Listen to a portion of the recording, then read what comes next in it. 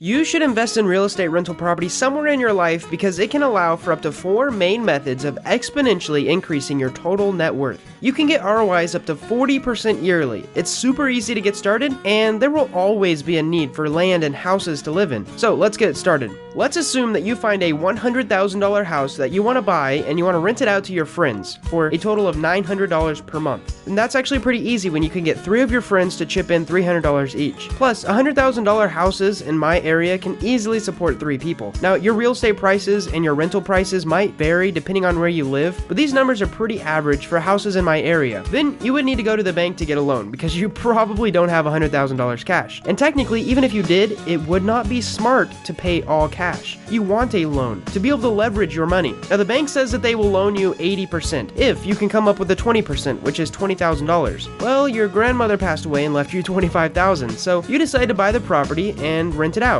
So here's how the normal process works. You have a $100,000 mortgage. You put a $20,000 down payment on it. That leaves you with an 80% loan, which is around $80,000, at 6% interest for 30 years. Plus, you also have to pay around 3% closing cost, which 3% of $100,000 would be $3,000. You have to pay the bank, the government, stuff like inspections, and there's a few other people you gotta pay. So your total expenses, using these numbers, leaves us with around a $480 monthly payment to own the house. Now, in real estate, we'll also have around a 1% expense for taxes, and that would be around $1,000 for our example. You'd also have around a 1% expense for the maintenance, stuff like plumbing, electrical, maybe replacing the roof throughout the total of 30 years, and that's around 1% too, which is around $1,000 a year. And you also have around a 1% expense of insurance. Now, these numbers vary a lot depending on where you are, what kind of property you bought, and what you plan on doing with the house. But let's just say 1% plus 1% plus 1% equals around 3%. So to come up with your total yearly costs of renting this house, we multiply the mortgage payment by 12 to get us our yearly cost. And then we add in the other stuff that I mentioned. So $480 a month times 12 months is $5,760, and that's just to pay for the house. And then we take 3% of $100,000 because of all those little expenses that we talked about, and we get $3,000 per year just to be able to rent it out. So to buy the house and to be able to rent it out, we have a total yearly cost of $8,760. Now, let's say we're going to rent the house out for $900 per month. $900 a month times 12 months, and then we multiply that times 0.9, which is a 90% vacancy rate, which is pretty average, and you get $9,720 as your income per year. Now, to calculate our profit, we take our income minus our expenses, which would be $9,720 minus $8,760, and we're left with $960 profit that year, right into our pocket. Now, that doesn't really seem like much, does it? But when you take $960 profit and you divide it by your total amount invested, which is the $20,000 down payment and the $3,000 closing cost, you get an average of 4% cash-on-cash return, which is actually an okay ROI. This means every dollar that you put in, you get 4% out each year. Also, I want to let you know that rents can and usually do increase every year, and most rents increase at least every 10 years. But this isn't where wealth is created. This is just income. And there's a difference between wealth and income. For example, Jeff Bezos, one of the richest people on the planet, has an estimated net worth of $160 billion, but that does not mean he has $160 billion to spend. Most of his net worth is tied up in his shares and stocks of Amazon. So let's get on to the second form of net worth increase. This is principal paydown. Remember, at the end of those 30 years, when that loan is up,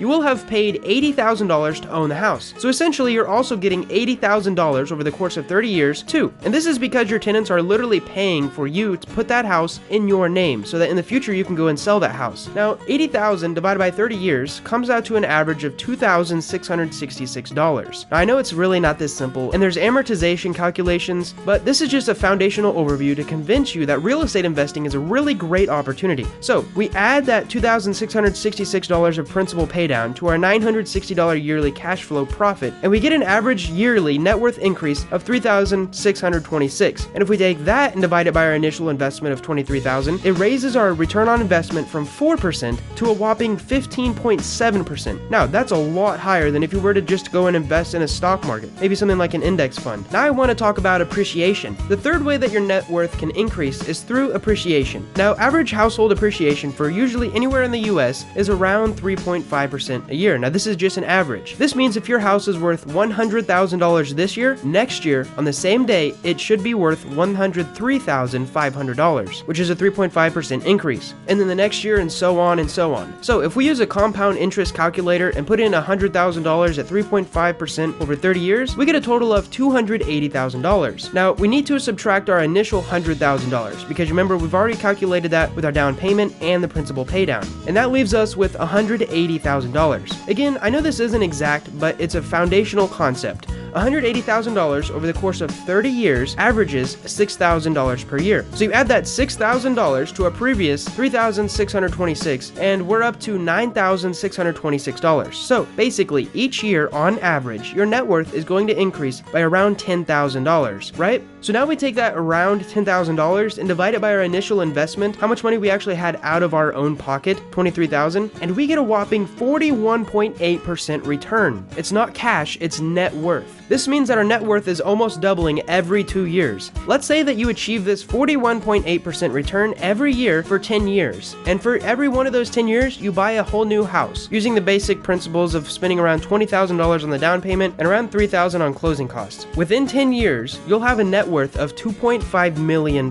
You'll be a multimillionaire. Now, if we do absolutely nothing after that and stop buying houses, and we just let our initial investments keep growing for another 10 years at the same rate of 41.8%, we will be up to $81 million of net worth. Now, I know what you're thinking. It's crazy. And honestly, it really is. This is why 90% of every millionaire invest in some sort of real estate. And I know it's not an exact science, and most of this video is just all perfect in theory. Since it's real life, you'll have to evict tenants, sometimes houses catch on fire, bad things happen. You just have to find the right houses with the right numbers and so on. Most real estate investors can get an easy 10% average long-term ROI, and some really do get 41.8% return on certain deals. But if you're new, do not expect 41.8% return. And I did say there were 4 ways you can increase your net worth. The last one is tax benefits. Also, there's one last way you can earn money. Rather, it's actually saving money. Real estate investing, especially in the US, offers some amazing benefits on the tax side. In fact, you can deduct the whole price of a building from your taxes. You can deduct all repairs, you can deduct insurance and homeowner fees, and you don't have to pay any taxes on any expenses that you use to rent out your building, including advertising.